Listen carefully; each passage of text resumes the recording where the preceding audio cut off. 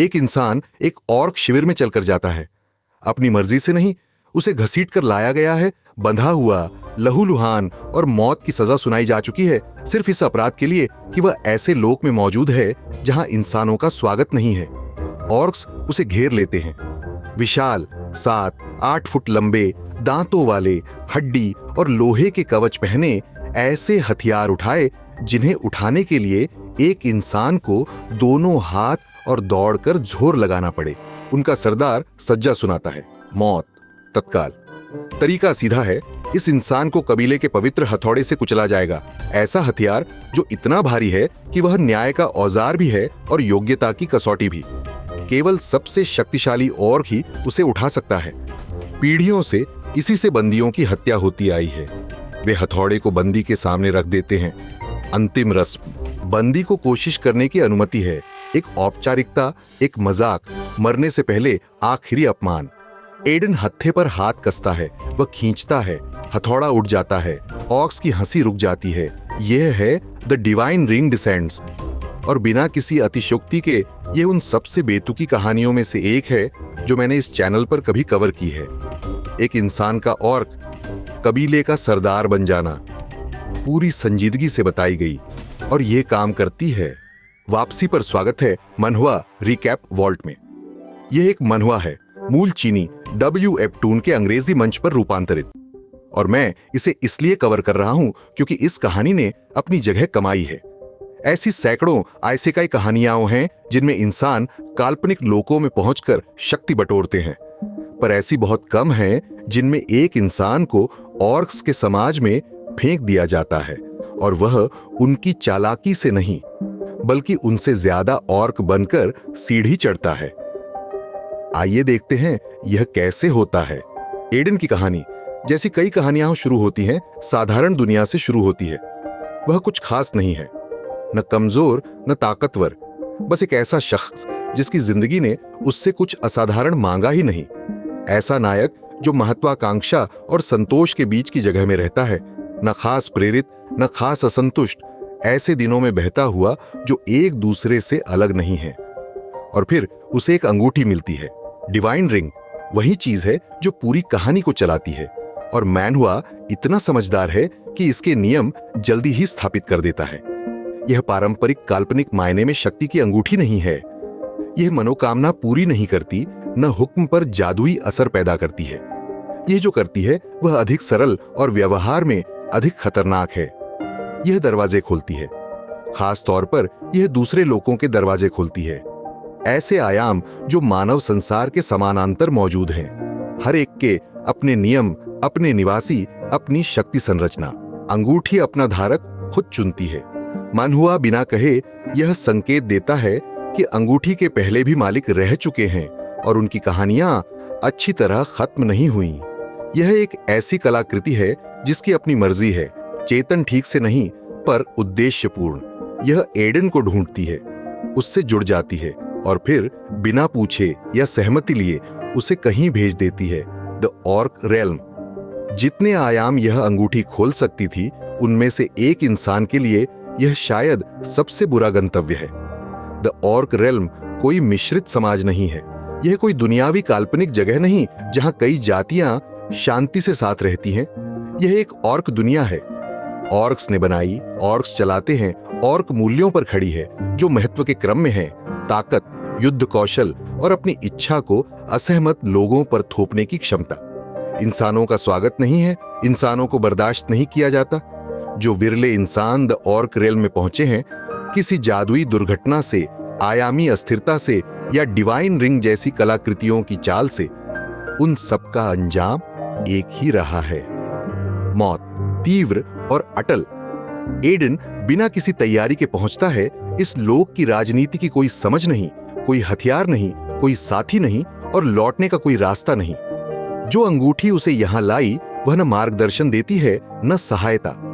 उसने उसे सबसे शत्रुतापूर्ण माहौल में पटक दिया है और जहां तक एडन बता सकता है चुप पड़ गई है। घंटों में वह पकड़ लिया जाता है। जो ऑर्क गश्ती दल उसे ढूंढता है वह सोच विचार नहीं करता। द ऑर्क रेल्म में एक इंसान कोई कौतूहल या कूटनीतिक घटना नहीं है।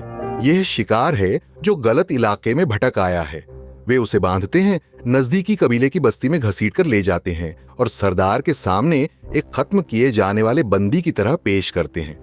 जो कबीला उसे पकड़ता है वह द ऑर्क रेल्म का सबसे बड़ा या शक्तिशाली नहीं पर भयानक है। कई 100 योद्धा, एक संरचित पदानुक्रम, एक इलाका जिसकी वे प्रतिद्वंद्वी कबीलों से ऐसी खूंखारी से रक्षा करते हैं जो सांस्कृतिक भी है और व्यावहारिक भी। सरदार एक बेहद शारीरिक उपस्थिति वाला ऑर्क है, चोटों के निशान, अनुभव से भरा, इसलिए सम्मानित नहीं कि वह सम्मान मांगता है, बल्कि इसलिए कि कबीले के हर सदस्य ने उसे दशकों के युद्ध में सम्मान कमाते देखा है। सरदार एडन को देखता है और कुछ नहीं देखता। एक छोटा नाजुक प्राणी, चिकनी त्वचा, पतले अंग, न दांत, न कोई स्पष्ट उपयोग। सजा है मौत। कबीले का पवित्र हथौड़ा इसे अंजाम देगा। कबीले का पवित्र हथौड़ा केवल हथियार नहीं है, यह प्रतीक है, एक अवशेष, एक कसौटी जिसने उतने समय से कबीले के नेतृत्व को परिभाषित किया है जितना कोई भी जीवित ऑर्क याद कर सकता है। हथौड़ा असंभव रूप से भारी है, ऐसे भारी नहीं जैसे बड़ा हथियार होता है, ऐसे भारी कि इसमें या तो जादू महसूस होता है या ऐसा घनत्व जो प्रकृति में होना ही नहीं चाहिए। कबीले के सबसे ताकतवर योद्धा इसे उठा पाते हैं, मुश्किल से। मौजूदा सरदार इसे युद्ध में चला सकता है, हालांकि लंबे समय तक ऐसा करना उसे भी थका देता है। हथौड़ा कबीले की योग्यता का पैमाना है। इसे उठाना यह साबित करना है कि आप शीर्ष में हैं, इसे चलाना यह साबित करना है कि आप नेतृत्व के योग्य हैं। मृत्युदंड से पहले की रस्म प्राचीन है। बंदी को हथौड़ा उठाने का मौका दिया जाता है। अगर वह सफल हो, जो कबीले के दर्ज इतिहास में बंदी के मामले में कभी नहीं हुआ, तो सज्जा रोक दी जाती है। तर्क क्रूर और तार्किक है। अगर तुम हथौड़ा उठाने जितने ताकतवर हो तो तुम काम के हो और कबीला काम के संसाधनों को बर्बाद नहीं करता। एडन को आगे धकेला जाता है। हथौड़ा मिट्टी में उसके सामने पड़ा है। ऑर्क्स उसे ऐसी निर्लिप्तता से देखते हैं जैसे औपचारिकता के दर्शक। कुछ तो पहले से ही नजर हटा चुके हैं। नतीजा तय है, इंसान असफल होगा, इंसान मरेगा, दावत शुरू होगी। एडन हथौड़े की ओर हाथ बढ़ाता है। अब आगे जो होता है वह वही पल है जो पूरी मानहुआ को परिभाषित करता है, और यह इसलिए काम करता है क्योंकि कहानी क्या नहीं करती, यह व्याख्या नहीं करती।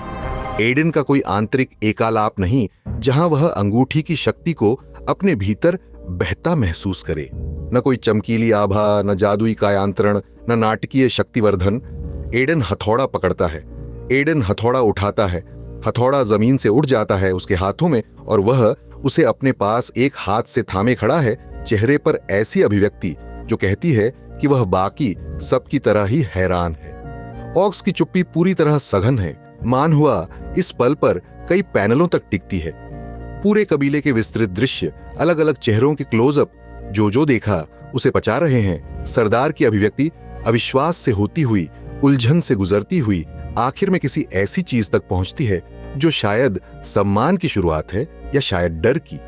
एक इंसान ने पवित्र हथौड़ा उठाया है, रस्म स्पष्ट है, मृत्युदंड रुक जाता है, पर इसके निहितार्थ एक बची हुई जान से कहीं आगे जाते हैं। ऐसे समाज में जहां ताकत ही एकमात्र मुद्रा है, एक ऐसे प्राणी ने जिसे सबने बेकार मान लिया था, ऐसी ताकत दिखाई है जो कबीले के अधिकांश योद्धाओं से ज्यादा है। एक पल में कबीले का राजनीतिक गणित बदल जाता है। एडन अब बंदी नहीं है, वह एक अनिश्चित कारक है, और ऐसे पदानुक्रम में जो शारीरिक प्रभुत्व पर टिका है, पर्याप्त शक्तिशाली कारक नीचे ज्यादा देर नहीं ठहरता। हट जो आगे जो होता है उसमें हर घटना अलग अलग देखने पर असंभव लगती है, पर सब मिलाकर एक ऐसा रास्ता बनाती है जो हास्यास्पद भी है और अजीब तरीके से तार्किक भी। एडन ऑर्क्स समाज को नहीं समझता, उनकी भाषा धारा प्रवाह नहीं बोलता, उनकी परंपराओं, मूल्यों, पदानुक्रम और प्रभुत्व की वह सहज समझ नहीं रखता जो हर ऑर्क जन्म से सीखता है। हर सांस्कृतिक मायने में वह एक अजनबी है जो ऐसे लोक में काम कर रहा है जिसके नियम वह ठोकर खाते हुए सीख रहा है, पर वह हथौड़ा उठा सकता है, और द ऑर्क रेल्म में यह सबसे ज्यादा मायने रखता है। कबीले का पदानुक्रम इतने सरल सिद्धांत पर चलता है कि वह लगभग सुंदर है। चुनौती दो और साबित करो। कोई भी ऑर्क किसी भी ऑर्क को उसके पद के लिए चुनौती दे सकता है। अगर चुनौती देने वाला जीते तो पद उसका, अगर हारे तो नतीजा अपमान से लेकर मौत तक। इस पर निर्भर कि शर्तें क्या थीं और दोनों पक्षों का मिजाज कैसा था। न कोई दफ्तरी प्रक्रिया, न अपील, न समिति, ताकत ही फैसला करती है। यह व्यवस्था क्रूर है, तत्काल है और ऑर्क्स के नजरिए से बिल्कुल न्यायपूर्ण है। एडन शुरू में तरक्की नहीं चाहता, पहले पहल वह बस जीना चाहता है। ऐसे समाज में रास्ता बनाना जो उसकी मौजूदगी इसलिए सहता है क्योंकि पवित्र हथौड़े ने उसे मौत से सशर्त छूट दे दी है। अंगूठी उसका उद्देश्य जो भी हो, उसकी शारीरिक क्षमताओं को ऐसे तरीकों से बढ़ा रही है जिन्हें मैनहुआ धीरे धीरे उजागर करती है। वह एक इंसान से कहीं ज्यादा ताकतवर है, तेज, ज्यादा सहनशील, कबीले के महानतम योद्धाओं के स्तर का नहीं, अभी नहीं, पर अपनी देह और जाति से कहीं आगे। चुनौतियां खुद उस तक आती हैं। महत्वाकांक्षी और खुद को साबित करने को बेताब युवा योद्धा इंसान को आसान निशाना मानते हैं। एक नवीनता जिसकी हथौड़ा उठाने वाली चाल असली युद्ध कौशल में बदल ही नहीं सकती। वे आसान जीत की उम्मीद से चुनौती देते हैं, उन्हें वह जीत नहीं मिलती। एडन की लड़ाई का तरीका गहराई से गैर ऑर्किश है। ऑर्क्स शक्ति और दिशात्मक बल से लड़ते हैं, जबरदस्त हमले, विनाशकारी प्रहार, युद्ध का एक ऐसा दर्शन जो अधिकतम प्रभाव को प्राथमिकता देता है। एडन प्रतिक्रियात्मक रूप से लड़ता है। वह विरोधियों को हमले में फंसने देता है और फिर उन्हीं प्रतिबद्धताओं से बने खुले स्थानों का फायदा उठाता है। वह लड़ते लड़ते सीख रहा है, सीधे अनुभव से ओआरसी तकनीकें आत्मसात कर रहा है, उन्हें अपनी देह के अनुसार ढाल रहा है, मानवीय फुर्ती को अंगूठी से मिली बढ़ी हुई ताकत से मिला रहा है। हर जीत उसका दर्जा ऊंचा करती है, हर ऊंचाई और ध्यान खींचती है और चुनौतियां लाती है और साबित करने के और मौके देती है कि हथौड़ा कोई इत्तेफाक नहीं था। कबीला एक इंसान को अपने पदानुक्रम पर चढ़ते हुए मिले जुले भावों से देखता है। आक्रोश, आकर्षण और यह बेमन का स्वीकार कि व्यवस्था ठीक वैसे ही काम कर रही है जैसे बनाई गई थी। ताकत रैंक तय करती है, इंसान ताकत दिखा रहा है। व्यवस्था को जाति की परवाह नहीं है। सरदार खास तीव्रता से देखता है। वह डरा हुआ नहीं है, अभी नहीं। एडन चढ़ रहा है, पर सरदार के पद और एडन के मौजूदा दर्जे के बीच अनुभव और कच्ची शक्ति की एक खाई है। सरदार को एडन की ताकत नहीं, उसकी दिशा चिंतित करती है। इंसान मजबूत होता जा रहा है, दिखता हुआ, मापा जा सकता हुआ, ऐसी रफ्तार से कि कोई छत नजर नहीं आती। और बिना छत वाला योद्धा ऐसे समाज में जहां नेतृत्व युद्ध से तय होता है, या तो कबीले की सबसे बड़ी संपत्ति है या सबसे बड़ा खतरा। मैनहुआ की एक असली ताकत यह है कि वह ऑर्क्स को एक आयामी मानने से इनकार करती है। यह आसान होता और कई कमजोर कहानियों ने यही रास्ता चुना है, ऑर्क समाज को बेसमझ बर्बरता दिखा देना, ऐसे क्रूर लोगों का जमावड़ा जिनका एकमात्र सामाजिक मेल हिंसा है। द डिवाइन रिंग डिसेंड्स कुछ ज्यादा दिलचस्प करती है। यह ऑर्क समाज को कार्यशील दिखाती है, मानव सभ्यता से अलग, जरूर अलग मूल्यों और अलग तंत्र पर बना, पर कार्यशील। कबीले में बुजुर्ग हैं, लड़ाके नहीं बल्कि रणनीतिकार और स्मृति रक्षक, जिनका मूल्य संस्थागत यादों और राजनीतिक विवेक में है। वे शारीरिक पद के लिए चुनौती नहीं दे सकते, पर उनकी सलाह मांगी जाती है, क्योंकि जो सरदार बुजुर्गों की अनदेखी करते हैं वे अक्सर टाली जा सकने वाली तबाही में कबीले को ले जाते हैं। कबीले में कारीगर हैं, हथियार बनाने वाले, कवच गढ़ने वाले, निर्माता जिनका हुनर सम्मानित है, क्योंकि सबसे ताकतवर योद्धा भी अपने उपकरण की गुणवत्ता से बंधा है। कबीले में चिकित्सक, गुप्तचर, शिकारी, प्रशिक्षक हैं, एक पूरा सामाजिक ढांचा जो उस मार्शल पदानुक्रम को सहारा देता है जिस पर सबका ध्यान है।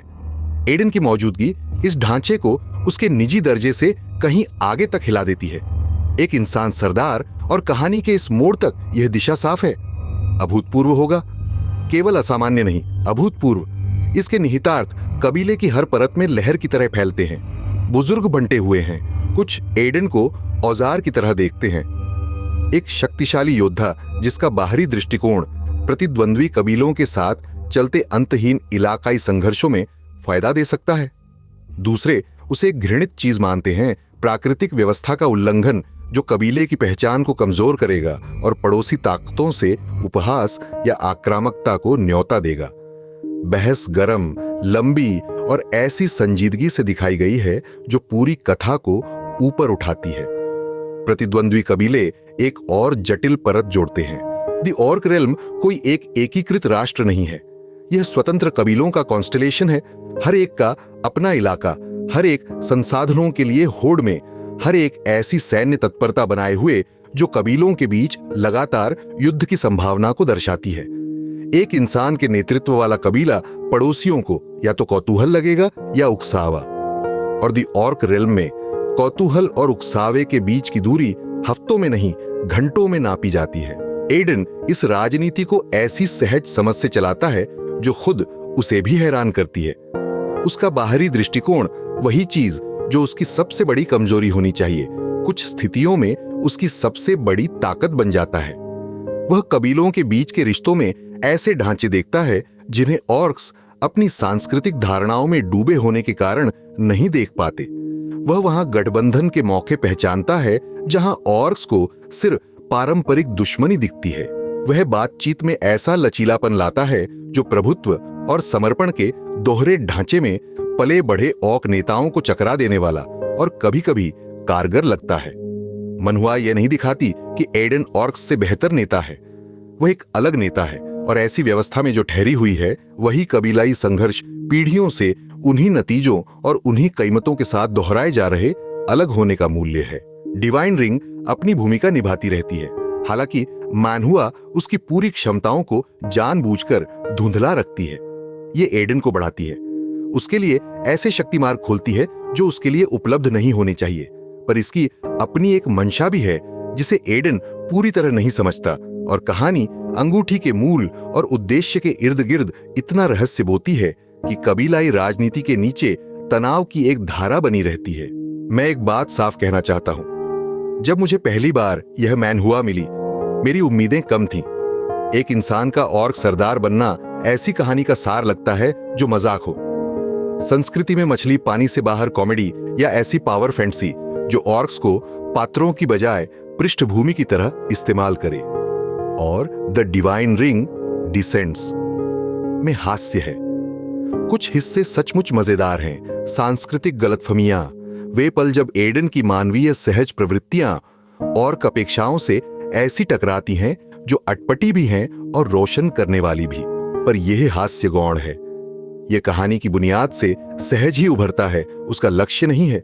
कहानी अपनी बेतुकी अवधारणा को पूरी संजीदगी से बताती है, और यही ईमानदारी इसे उन दर्जनों इसेकाई कॉमेडियों से अलग करती है जो अपनी काल्पनिक सेटिंग्स को सिर्फ चुटकुले वितरण का जरिया बना देती है। प्रेमिस के काम करने की वजह है विशिष्टता।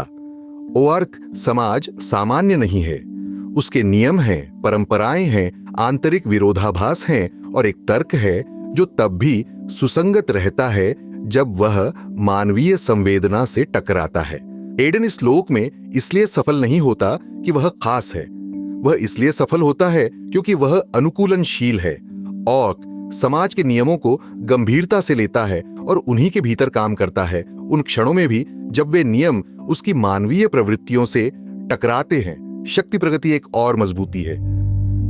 एडन ताकतवर होता है, पर मनहुआ उसकी वृद्धि को ऐसे वक्र पर बांटती है जो तनाव बनाए रखती है। वह कभी भी कमरे का सबसे ताकतवर इंसान नहीं, कहानी के बहुत भीतर तक नहीं, और उसके बाद भी जो चुनौतियां वो आती हैं वे उसकी क्षमताओं के साथ साथ बढ़ती हैं। अंगूठी बढ़ावा देती है पर अजेयता नहीं देती। एडन चोट खाता है, लड़ाइयां हारता है, ऐसे फैसले करता है जो उसका दर्जा और साख छीन लेते हैं, और उसे जो खोया वह उसी तंत्र से वापस कमाना पड़ता है जो इस लोक में सबको चलाता है, साबित की हुई ताकत। एचएनएस स्टूडियो की कला का जिक्र जरूरी है। ऑर्क डिजाइन विशिष्ट और विविध हैं। हरी मांसपेशियों का एक जैसा झुंड नहीं, बल्कि अलग अलग गठन, चेहरों और भावों वाले व्यक्ति जिनसे कबीला आबाद महसूस होता है। एक्शन दृश्यभार और प्रभाव पर जोर देते हैं जो ऑर्क सौंदर्य से मेल खाता है।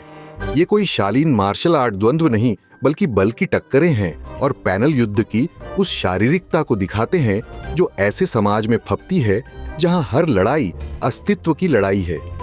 प्रेमिस में बंधी सांस्कृतिक टिप्पणी में भी कुछ चुपचाप असरदार है। ऑर्क समाज में एक इंसान सार रूप में एक बाहरी व्यक्ति की कहानी है जो ऐसे समुदाय में रास्ता बना रहा है जिसके मूल्य उसके अपने मूल्यों से अलग हैं। जिस तरह एडेन स्वीकृति कमाता है, ऑर्क्स को बदलकर या उन पर मानवीय मूल्य थोपकर नहीं, बल्कि उनके अपने पैमानों पर खरा उतरकर वह एकीकरण और सम्मान के बारे में कुछ सच्चा कहता है। ऑर्क्स एडेन को इसलिए स्वीकार नहीं करते कि वह उन्हें अधिक मानव बनाना सिखाता है। वे उसे इसलिए स्वीकार करते हैं क्योंकि वह साबित कर देता है कि वह काफी हद तक ऑर्क हो सकता है। The divine ring descends the strongest other world, शंजिए जांगलिन ज़ुई छांग यीशिजिए अंग्रेजी में वेबटून पर उपलब्ध है, जहां यह शुक्रवारों को अपडेट होती है। श्रृंखला 80 अध्याय पार कर चुकी है और जारी है। नए आर्क्स कहानी का दायरा शुरुआती कबीले से आगे दी ऑर्क रेल्म की व्यापक राजनीति और उन दूसरे आयामों तक ले जा रहे हैं जिन्हें अंगूठी खोल सकती है। अगर आप इसेकाई क्षेत्र में सचमुच कुछ अलग ढूंढ रहे हैं, उसी पावर फैंटेसी पर नया रंग नहीं, बल्कि एक ऐसी प्रेमिस जो अपनी बेतुकी जमीन पर इतनी ईमानदारी से टिकी है कि बांध लेती है, तो यह आपके समय के लायक है। एक इंसान ऑर्क सरदार कहानी की तरह काम ही नहीं करना चाहिए। यह इसलिए काम करती है क्योंकि मैन हुआ कभी कैमरे की ओर आंख नहीं मारती, वह कभी इसकी हास्यास्पदता स्वीकार नहीं करती। वह कहानी ऐसे सुनाती है जैसे दुनिया में इससे ज्यादा स्वाभाविक कुछ नहीं, और किसी तरह 80 अध्यायों बाद यह लगभग है भी। अगर यह विश्लेषण अच्छा लगा तो टिप्पणी जरूर करे। मनहुआ रिकैप वॉल्ट इस शैली की सबसे दिलचस्प कहानियां कवर करता है। मनहुआ, मानहुआ और इनके बीच की हर चीज। अगला एपिसोड चूकना नहीं। सब्सक्राइब करें। देखने के लिए धन्यवाद। अगले एपिसोड में मिलते हैं।